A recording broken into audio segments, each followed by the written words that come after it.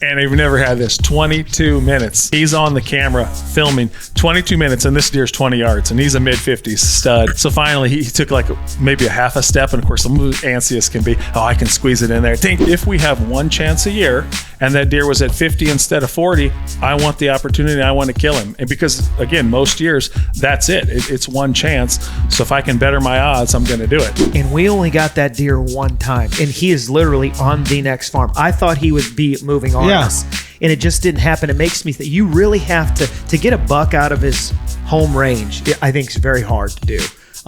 So I think I've always overestimated. Oh, we're gonna pull bucks in. Like we will take our pick. Oh yeah. And then we're like, I'm watching cameras, and that was same 3-year-old. Those Revolver Pros, you're like reading a storybook, baby. They're catching deer everywhere. And I'm like, isn't that nice? Oh my gosh. Welcome back to another edition of the Drury Outdoors 100% Wild Podcast. I'm your host, Matt Drury, and today I got a couple of Drury Outdoors team members, which I think you guys are going to like. So I got JJ Kolesar, I got Kyle Lamore. These guys have been with Drury Outdoors for 20 years. 22? 22. I think is the number, yeah. So, but I want to lean into this real quick right out of the gate. So one of the things that we've gotten a ton of feedback on from the viewers, the listeners at home, were they love the average guy's deer hunting story. Not that you guys are average, but so these guys are two teachers over in Illinois, and I think throughout the 22 years you've been here, I mean, the ups and downs and ebbs and flows of your season always amaze me. You lose a piece, you pick a piece up. Yep. I mean, for those listening at home or watching these are two average guys that are hunting very similarly to how a lot of people at home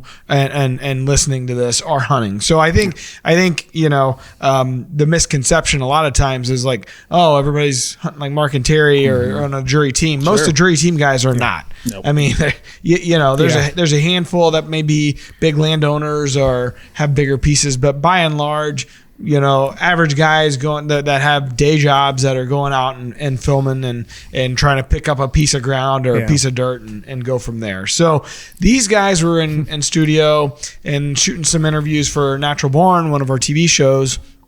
And while they're here, I said, hey, let's jump on the podcast. They had the best season of their lives, at least of their Drury Outdoors 22-year history. And you both tagged out in the state of Illinois, right? We did. Yeah. First time ever. And honestly, it just stuff went right and had one more chance. Like we had 4 chances. And as you know, or at least us normally, if we get one chance a year, right? That's all you can ask for is one encounter, one chance, one shot. That's what I always say. One good encounter. One good encounter, one good chance. And if you made it, great. You had a great season. Here he is. And if you missed it, well, that was your chance. You just screwed it up. And we had 4, and arguably we had 5. I missed one. I hit a branch on one. I mean, did you? That has never happened. Just things fell right. And, once in a while. I mean, you talk about tree stand seat time. It was probably the least amount we've hunted and the most success we've had. And I mean, maybe there's a nice lesson in there somewhere, but undoubtedly probably the least amount that we've hunted in the most success we've had. Well, it's one of it's the do factor. Yeah. And we've seen it with the Drury team guys a lot over the years. Like, it's like, oh, you haven't heard from, XYZ guy in 2 years now. Mm-hmm. Like, wonder, is he just having tough seasons? And that's usually what it is. But if you think about it, it could be a little bit cyclical with the, how the herd is. Right. Yeah. So if you have the deer 100%. To chase, or if you don't have the deer to chase, it makes or breaks your season. Or, with a lot of guys, it was a warm season for the most part this year. So it might just be that you were out there grinding and didn't have the luck. So, you guys hit it right this year. We did. They always say you can't kill what's not there, right? And then we had that, was it 2 years ago? It was truly our first time ever. We did not have a picture of what we would call a shooter on either farm all year long. I mean, till, something came in late. And this past year was total opposite. Like we had deer. When we chose where we were going to sit, I feel we chose right. Every night before the hunt, we always text each other, hey, where are you thinking tomorrow? What do you want to do? And for maybe the first time, I think we were on the same page. Like he's like, I think we need to do Logging Road. Yes, I agree, Logging Road. And I feel like it just fit. I don't know. Could be crazy. So was your intel better? Was it, what was it about this year that it was clicking? I tell you what, intel was tough. We I was saying in the interviews that we were doing earlier, like we had 2 deer on 2 separate farms that we thought we would be chasing the biggest deer we've chased in our little career together. And neither of those deer showed up on cameras through the summer and the fall. And so MRI was lacking early.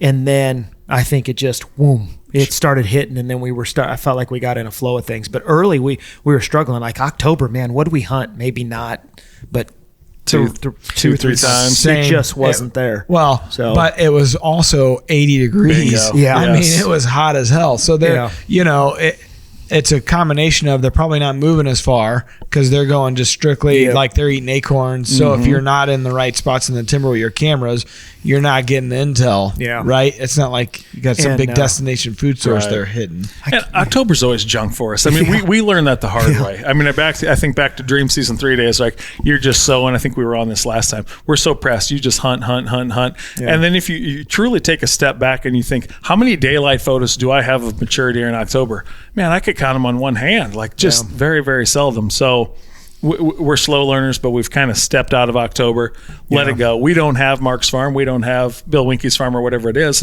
And we know that, and we adjust accordingly, I think. Yeah, and I will say that we've evolved over time because like when we were first dozen years we were with Drury, we were flipping farms. We were just scraping to get a piece of better. We were always on the quest to find the greener grass. Not that it existed. I just felt like the farms we were just struggling to. I felt like we were doing some things right, and we just weren't. Results weren't panning out. Well, now we've been in 6 and 7 years now. We've been on the same farm, 2 really good farms for our area, and we just got to protect them and manage them and do what we're trying to do. Yeah, mostly timber, ag, good combination. Yeah, 50-50 mix, I would say, on both of them. Yeah. But what's buttoned next to them is very good stuff too. We last podcast we talked about DAF, not a lot of intrusion. Even the neighbors aren't intruding, and then one of our farms butts to a really good what I'd call cover piece where they're allowed to get older. So we're sitting on the periphery of that, and right now we're benefiting from it, especially when we start paying close attention to what we're planning and what the farmer's doing. Just put ourselves in a better situation. I think that hard lessons we've learned all those years where we were like, you guys were like, JJ Kyle, you guys still hunting? We haven't seen much foot. Are you with us out there? We're trying. So fortunately, hopefully the trend continues. Yeah.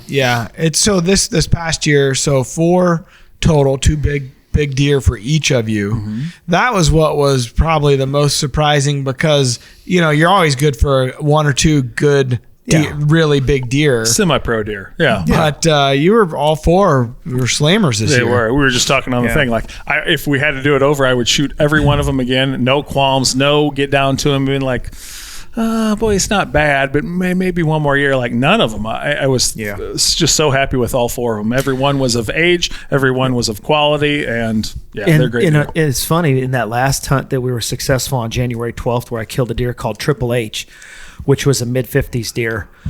He is rutted down, and we have 4 or 5 bucks coming to us, and there might have been a better deer in there, but it was younger.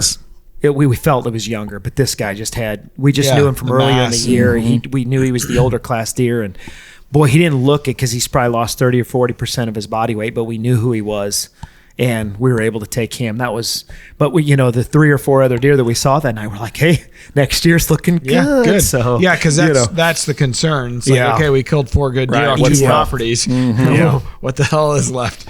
Exactly. Right. But Gotta hope somebody moves in, and like you said, the youth ones are still there. And we got a little bit spoiled. The night he killed, we had 5 or 6 bucks out. 2 of them probably maybe legitimate shooters, including the one he kills. And the deer he kills, and you're a little bit tunnel visioned when you're through the camera only. I'm like, is that him? Because the body's small, but again, it's January the 12th, and he shoots, and we get up to him. He's a mid-50s deer. I'm like, what is wrong with us that we're ever like questioning? 5 years ago, I get my left leg to shoot a mid-50s. I will say we did have him a month earlier. Yeah, we did. And when we saw him a month earlier, he was still retaining some of that body weight. So end of November, he was, you knew he was mature. But boy, you could tell he had put some traveling on there. He fought till the end to get whatever does he could, because he had really went down. And the other deer was like that. The biggest deer I shot was like that, and we knew he was at least 4 or 5, and he was skinny. And I was like, ugh. You know, you're thinking, am I from this year? You're saying? Yeah. The 176 was the biggest deer we shot this year, and probably the smallest bodied. And he might have been 4. I'm thinking he was 5, but he could have been a 4-year-old. Yeah. Well, did you guys know him from years past? Or? And last year, truly, we were talking about that. Like, it might have been the best deer that we've ever passed, per se. Last year, we're in muzzleloader season. He comes out, and I got the tag, and I got the muzzleloader in my hand. And he's probably 250. Like, now I'm not shooting him there. But because of the terrain of the field, we could have climbed down. Yeah. I could have slipped up there, and 90% I could have killed him. And we both said to ourselves, A, the footage is going to be terrible. Yeah. B, if we ever have a superstar, this is him. Yeah. I think he's 3 based on his body, and he could be a 200-inch deer. Now, fast forward a year, obviously he wasn't. He went to what, 178? He was about the same deer. Yeah, he didn't grow. I mean, he just didn't. Oh, really? So that was the deciding, he popped out, and I think I even asked Kyle, I said, is that him? Because it looks like we don't have deer like that. I mean, that's him. But I did a double check. He was like, that's him. And he was just the same deer. So that was kind of deciding fact. Yeah, we're rolling because he just didn't. So kind of take me through what the 4, what was the best, craziest story, best thing, what something strange had happened. So it's truly probably not any of the 4. The best hunt, the best hunt. It sounds like we're spoiled now, but November the 3rd, we're sitting in the middle of our timber. Yes, that's what we are. That's good. I saw that shirt they made. That was a good episode. Yeah. I just watched The Real Tree with Wydell. Yeah, was it Nick? It was Nick, game hog, and he's sitting behind those hogs, and it was a good hunt because who'd they have in? It was Blake Shelton's camp. They were Blake Shelton's That's camp. right. Yeah. I was in tears. I was laughing. That was a good one. Game hog. Yeah, that shirt. We had a really good deer come in, and he's chasing behind a doe, and he just locks up, and he gets behind some brush. Got the mission crossbow. We're in the same tree that we've had encounters and killed out of before, and I've never had this. 22 minutes. He's on the camera filming 22 minutes, and this deer's 20 yards, and he's a mid-50s stud.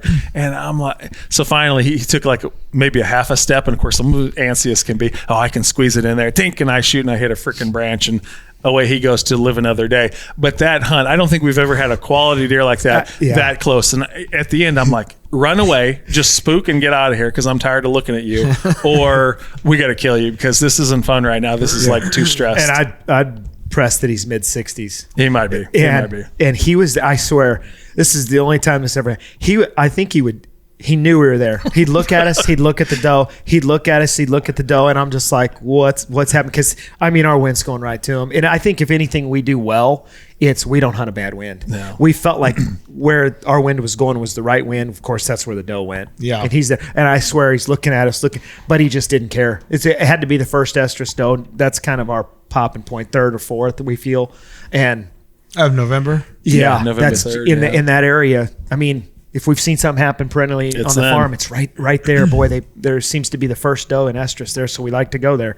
And he was there with her. A really big deer he killed about 4 or 5 years ago. Splitter, same tree, November 3rd, same encounter. I mean, that's just, I don't know if that's a doe bedding area in there. Or, yeah, there's 3 beds there that we watch pretty religiously. We try to get on the wind side. Decent sized block of timber. What kind of terrain structure? 150 acres maybe, oak timber. There, and some thicker pockets in it. And are you pretty deep into it? It's the heart. Yeah. It's the heart. And there's, I think we've identified 3 major bedding areas just because of the autumn olive that has taken over. And there's some down timber in there. And that's just where those does just linger. And we just try to sit on that downwind side in hopes that these bucks are traveling and check the downwind. And we're in between it. You know what I mean? We're in between, the bedding's here, we're here, and then the buck slips through. And well, in that situation, there's bedding there, but we have to give up something, and that's what we give up. And I'm not sure if it's right or not still to this day. Yeah. We just know if on a high-pressure morning where it's that's a great place to be because it could be anywhere. You almost can't go wrong on those days. Right. Unless you got a really stiff wind, like a really, really high wind speed, and it's blowing right to, whatever, the area that they're walking. You almost can't get busted. Yep. Wind-wise on a super high-pressure morning, and it's with funny, terrain where you're kind of you're on the high end of the of a hill or whatever. Because later in the morning is better. You know what I mean? As that sun goes up, I feel we even raise more, and we've had more encounters later in the morning. Yeah, and it falls off. It falls off there. I feel like we're in the right spot, even if it wasn't lifting so bad. I'm trying to think that our biggest challenge there is getting in there. accessing without Sure. because we have them on all three sides. We got clover plot, we've got cut beans or cut corn. We spent a lot of time in a bottom plot that they came out of. I think on both those deer that we killed out of that set or that we shot out of that set, they were coming up out and just happened to be there. So I don't know I'm not sure what the right wind is there. I just hopefully high pressure we get away with it. Right. Yeah. But and on a good rut high pressure day, you'll sit there. And if it's 30.2, 3, 4, you almost can sit there all day and day. Absolutely. Not really have any issues until maybe the last hour when it really starts to drop again. Yeah. So well, that awesome. was probably that's the how most we exciting started. hunt. That's how we started. So we were one of the best deer. We didn't have that deer on camera. He popped in with that doe, and that was the first. We were just like, whoa. And we have him again, or did he never show back up after the? No, we have seen him a few times. Yeah. So hopefully sticks around next year. We'll see. Okay, so I want to ask you about something. You guys, two good, able-bodied men. You shooting across. It's been years. Been switched to the crossbows. Great. Oh yeah. You talked to me this year. You texted me and said, "Hey, I'm thinking about getting back into my compound with the Matthews." And so what is it? Is it time? Is it the amount of time to practice with the vertical bow? What is it that you guys are just saying, whatever. It's illegal. It's legal. So what the hell? Why not? You tackle it first, buddy. I think you nailed it all. Number one, it used to be time. I mean, right, 5, 6, 7 years ago, and you alluded to this. I mean, we all got kids. We all got at least 2 kids, and I mean, every single night we're gone somewhere. And the idea that I used to come home from work and I could fling 50 arrows or even 10 arrows, like those days are gone. So I felt I didn't practice enough and some confidence went away in it. And I thought, well, let's try the crossbow. That's part one. Part two is what we just talked about. If we have one chance a year and that deer was at 50 instead of 40, I want the opportunity. I want to kill him. And because, again, most years, that's it. It's one chance. So if I can better my odds, I'm going to do it. I think a culmination of those two. Now, kids are getting grown a little bit more, having some more chances. I can definitely see that coming back around 100%. Yeah, and to tag along with that, every year I want to get back to vertical bow hunting. It's what I want to do. But right now it's a little bit about efficiency too. So what some people might not know is, for example, let's say, when we hunt, which is very limited, he might hunt. Let's say our first 10 hunts, I might have him in there just because, maybe he has been shooting more than I have, whether I'm coaching softball or I'm doing athletic director stuff. I'm not home and I'm not shooting.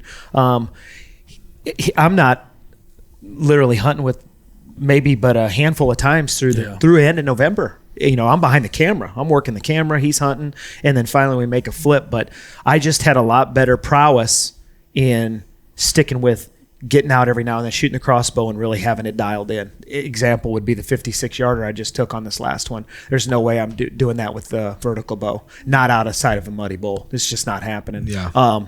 And I had been shooting my crossbow over Christmas break. I had 2 weeks and I was shooting it, and I just had it dialed and I felt confident and made it work. And it's a time issue for me. But I still want to get back to it.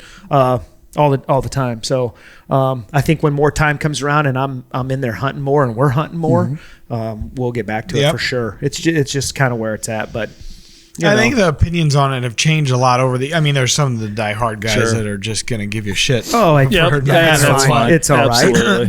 But I think, by and large, the amount of people killing deer with crossbows it's a lot. Almost like half the. It's different in each state, but there are some states where it's over half of the harvest totals for bow season are with crossbows. So it's here to stay, obviously. Because then there's the argument bow to gun. Yeah, I love gun hunting. I love gun hunt. After you grind out archery tackle and you're trying to go less than 40 yards, and then you go to Illinois gun. I get it. I love it. Oh, yeah. I like shooting rifles too. So I like all aspects of it. Still like to get back to vertical bow, but I'm good right now. Did you guys switch from when Illinois switched over to allow the 350 Legends? Did you guys get one of those? We did, that? And he killed his this year. And you know what we did? And here's a tip: like we killed a few. My daughter killed a buck with it this year. She killed a doe, I think, on it the year before. We maybe killed a doe or two, but we bumped up the grain. And I think somebody down here taught us that we're shooting the 150 grain this year, right? Yeah, because there's 130. The 130. We killed the deer, no problems, but the blood trail was a little. But man, we bumped up to the 150 grain, and this year 9-day difference. We're really, really happy. Well, the beauty of it is your first deer. the gun deer was a slug. Oh yeah, And shotgun slug. I think you'd have a hard time pulling either of us away from a slug, being that it's been so good to us over the years. And then we kind of sorted that out too. We had some slug working with Ben Frank and Winchester. We kind of said, hey, we want something that's going to, drive the tack, and I felt like we found a combination. What are you shooting then? Because that is the tough part about slug guns, man. Retired ammo. We can't tell you because we can't find it. The old partition gold. The old partition gold. I love it. You like, what the hell, man? And we decided on where we're sitting. We can't tell you. Price is going up on partition gold if you can find it. Send some my way. Have you tried any of their Deer Season XP? I have not tried the Deer Season XP. I guess we didn't try it. We tried XP. Was it? We had old dual bond because it was heavier. Dual bond is what I always shot. It was great. Shoots. Yeah, it was I like great. dual bond. Yeah, and then couldn't find dual bond. It was hard to find. Yeah. Shot XP, but I felt like we were more timber hunting on our gun seasons, not so much field edge hunting, and we have small properties too, so we wanted, just hammer them down. We wanted something. So they're not running and so we did properties. So partition gold. Yeah. So what's the range there where you're saying feeling really good with a slug? Slug with partition? Yeah. 125 or less. Yeah, as long as I got a rest. Good at 125 on a good rest. And if but it's I'd in go a field, $150. if in a field and a good rest, I'd shoot 150. You guys have always done really well with a slug gun. That's been kind of one of your calling cards on the team for years. Yeah, that high shoulder first gun season or second gun season was great. Just great. Down they go. I mean, it's a beautiful thing. Yeah. But now this year he did the 350 because we knew we were on a cut cornfield. Shot's probably going to be a little bit further. Yep. Switch the weapons out. Yeah. And worked great. And it did its job too. So in Illinois, you have to do that where it's just one. You can only use one shell at a time. That's right. Yes. And then you can't have even the magazine. The clip with you. With you. But what do you do? Because they make like dummy clips, right? They do. We don't have one. We're just the dummy. I just stick it in, and, that's how I would be. Hopefully, make the shot and then go. Where's another shell? That's usually us. Status quo. It's such an interesting law. I mean, Illinois is full of them, but it's such an interesting law. It's like, okay, so you made the move and you went to center fire. Right. So why not be efficient and have one's okay, but three? We can't do three. Silly. Isn't it a property? The line thing that you just didn't want somebody pop and sending those out errantly because you're talking about maybe a 20 acre, 30 acre, 40 acre. I guess, but I don't know. I mean, that may be it, but aren't most hunting properties, in America at this point, other than Kansas or Texas or like those big vast areas, like aren't you going to be dealing with a lot of parcels? 20 acres, 40 acres. So 100 here and 80 there. Like, I don't know. Yeah, I don't either. I don't know the justification for it. There's a lot of bizarre laws. Like, and what eats us up with is the county. We have to apply for the county that we want to deer hunt on back in April, right? I know. Non-resident does too. Yeah, so that's right. We don't know what farm we're going to hunt. We don't know, crystal ball, which farm is going to have a deer. Maybe we've got a deer for this county, and then we've applied, and we're like, so this year, great problem to have, right? I killed bow. I killed shotgun. He killed shotgun. Second gun season, which is usually our bread and butter. Yeah. I mean, we can't wait for December. He's the one with the tag left. He's got the farm that doesn't have a deer on it. So, second gun season, we're sitting there going, but you ended up killing. No, you ended up killing two of your bow. No, because you killed one with a 350. It's a good story because I said we were feeling it. We were like the way MRI was coming in. I go, Kyle, go get a tag for the other county. You're right. And then we had that success, and I went the next day to get a tag for that county because I knew second gun. I wanted to be able to go to either farm, and they were out. Sold out. So we couldn't hunt that other. We had to be on this farm for this gun season. Because when you put in back in spring, you had to choose. You choose. Bingo. But so then if you don't put in as a resident, can you just get an over the counter if they're available sometimes, still? Right. Yeah. I know that's the same for a non-resident, but you don't want to gamble on that. Like for a non-res, I always just put in for, whatever county, talk to dad or talk to my buddy Chase, decide which, like you said, how you feeling about this year. And 2 years ago, I chose Fulton. And it sucked up there. I mean, Dad didn't have anything. We were Ben hunted with me a little bit up there, Scott. It was like sitting on our thumbs, not seeing anything. Right. So then this year went to my buddy Chase's, which is a couple hours east of St. Louis, and was the right call, but you just never know. That's now archery. It's a lot easier. Yeah, like statewide, and you can go anywhere, and you can get those over the counter. Like, yes, you can apply for it, but I don't know. I never apply for it. I just get it at Bass Pro or go to Walmart over there and get it. I'm not. Yeah, I don't know how limited. I'm not sure. I don't think it. I think back in the day, in the late '90s and early 2000s, probably Illinois heydays. Yeah, it was tough. You could maybe see him selling out of that archery tag, but it ain't what it used to be. Not even close. Not at all. So that was the first time we've had that problem, which was a good problem. But we knew we had to do it with our archery tackle if it was gonna be on that farm. And fortunately, we did. Like I said, we're guessing right this year. Awesome. Yeah, I know. It was great. It was great stuff. Good year. Good year. Well, so what's next? Maybe a little bit of turkeys, but turkeys, some guys just love them. I mean, breathe them, and we like them. We enjoy them. Unfortunately, as we've talked, April is turkey season. April is also kids sports season. Junior high sports season. Like, it's tough to get out there on a Saturday morning. And once again, our Illinois laws, we have to choose which Illinois turkey season we want. That one kills me. It's bizarre. Yeah. So unless you're landowner. You have second season. All right, you have 2 days. You have Saturday and Sunday essentially, because you're working, right? And it's April. It's going to rain one of them. So then you got 1 day to turkey hunt. And it's tough. It's so hard for us to kill turkeys based off of the farms that we have. Yeah. That sucks. What else is next? Well, we got talking a lot. Late season work to do. We've been to late season work and tweaking tree stands, and then actually frost seeding and shopping. I just ordered my clover today. Yeah. And shopping for Colty packers that I didn't know they were so expensive. Oh yeah. I think everyone I've seen is $900 or more. Even the crappers are $900. I'm like, geez. Yeah, just get yourself a pallet and throw some rocks on it. Is that what you use? Yeah. That's exactly what I do. Yeah. We got a pallet. Scott jerry rigged. Called it.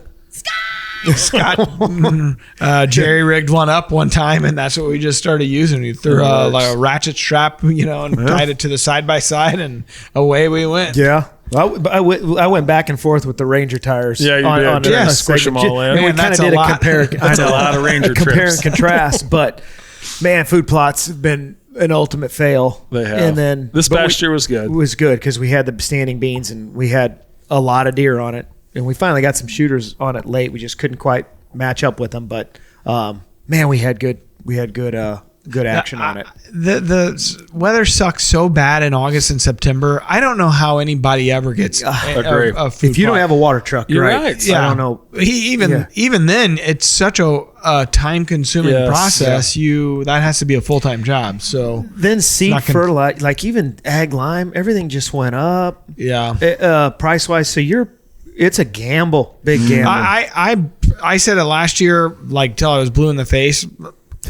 Frost seeding clover and then planting clover like that to me is the way to go. 100%. And hey, look, I wish I had some options of like early season. I wish I had radishes. I wish I had some other food sources sometime, but it's so warm so late in the season. Like the damn clover doesn't go dormant really for the bulk of the season. Yeah. So it wasn't until like the last part of the season when it got really cold where they weren't hitting it as much, for me. So I'm frost seeding again, and I'm going to fertilize it and see what happens. Yeah, we're in the same boat. I mean, that Labor Day issue used to be plant your fall food plots. We can't buy a rain to save our life. No. We can't buy anything under 90 degrees. We planted and replanted several times all the way. Forrest helped us on some of the stuff that we had to drill in, and we replanted all the way. I think the last time we planted something was like mid-October. It might have been even later. It might have been like the 23rd.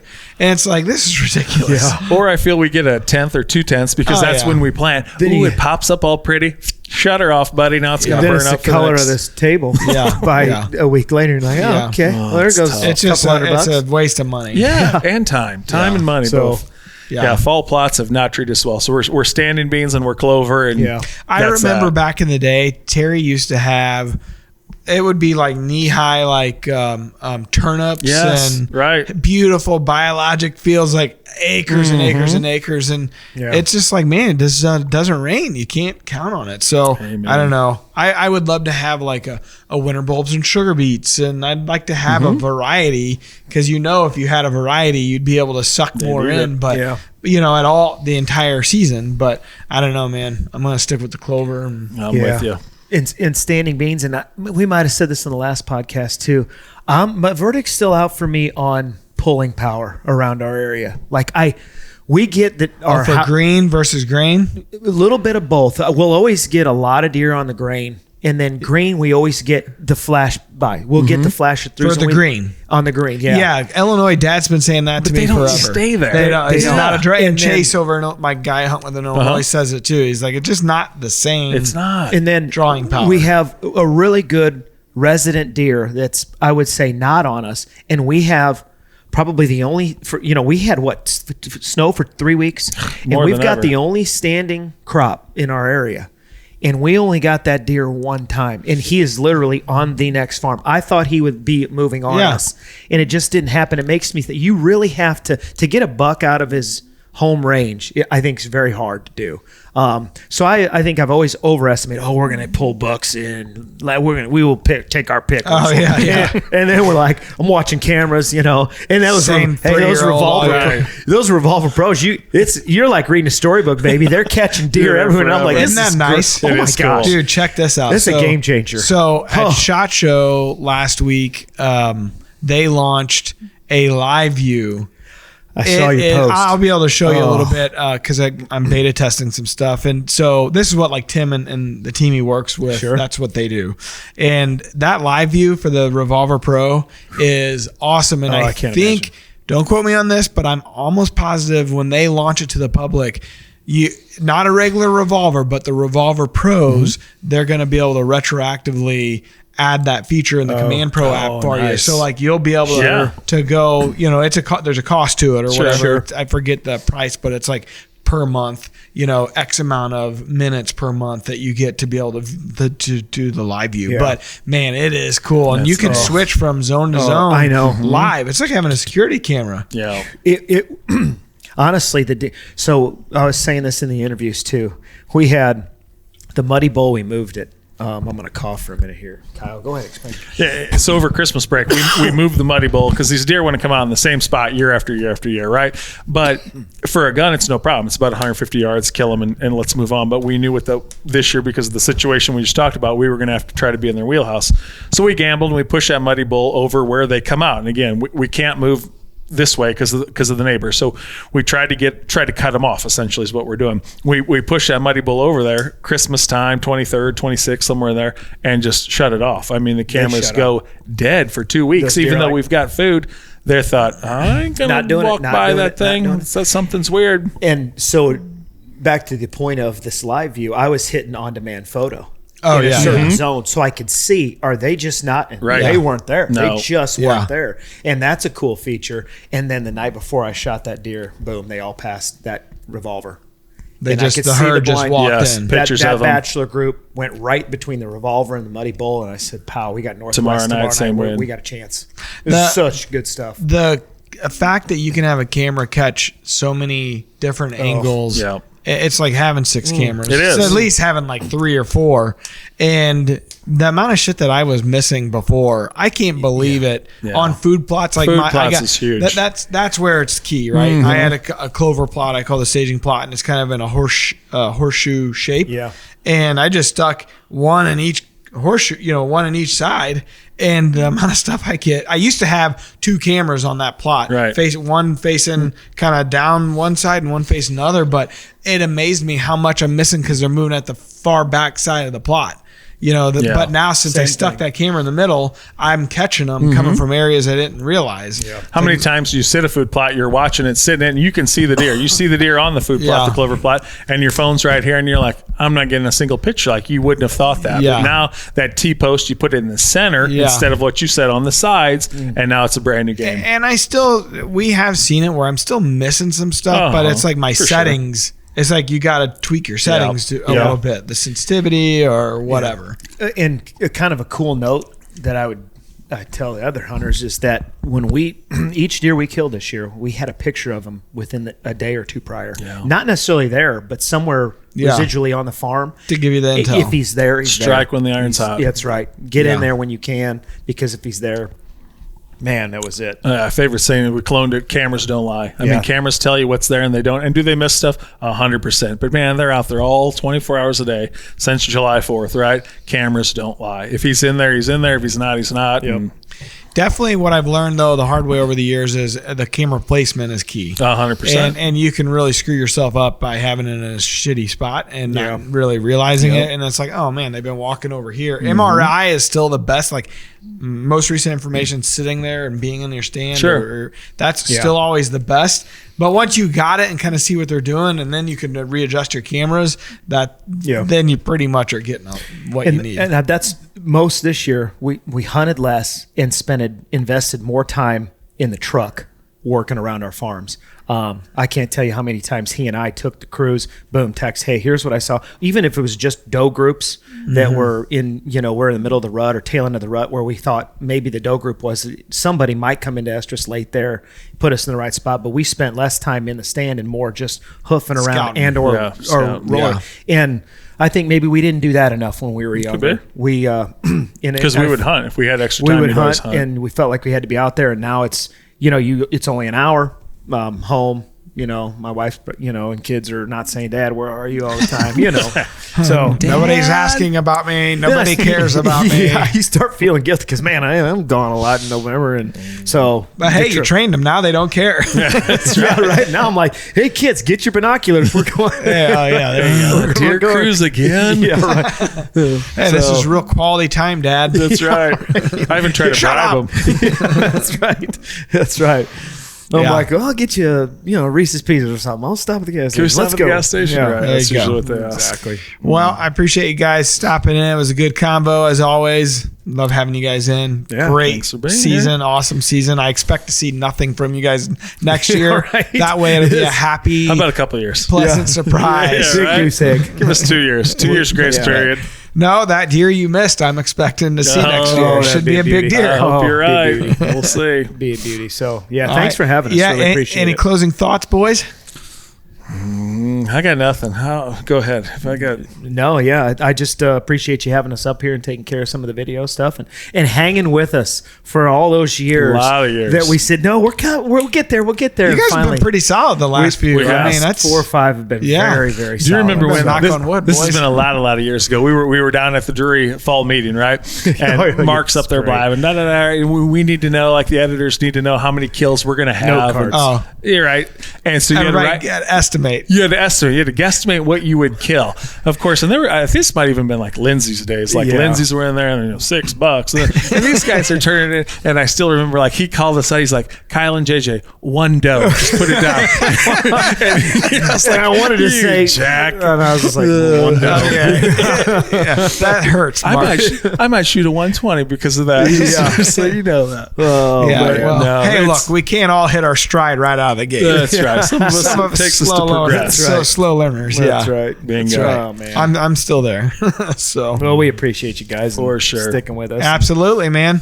Always love the storylines and the production, and you guys do a great job. So appreciate it. Thank you very much. So if anybody wants to see their hunts, they'll be on the upcoming season of Winchester and Drury's Natural Barn over on the Sportsman's Channel, and always a good time. Thank you very much. All right. Until next time, everybody, I appreciate you tuning in and listening, watching. If you can, share, like, subscribe. It all helps. And until next time, peace out. DeerCast is completely updated and better than ever. Prep, predict, and pursue your target buck with our detailed maps, weather, and 14-day movement predictor. We're adding new videos every week, so make sure to click that subscribe button and check out all of our amazing content. This episode of DoD TV is brought to you by DeerCast Maps, waypoints, weather, virtual rain gauges, and more. Every tool you need to get ahead of your game.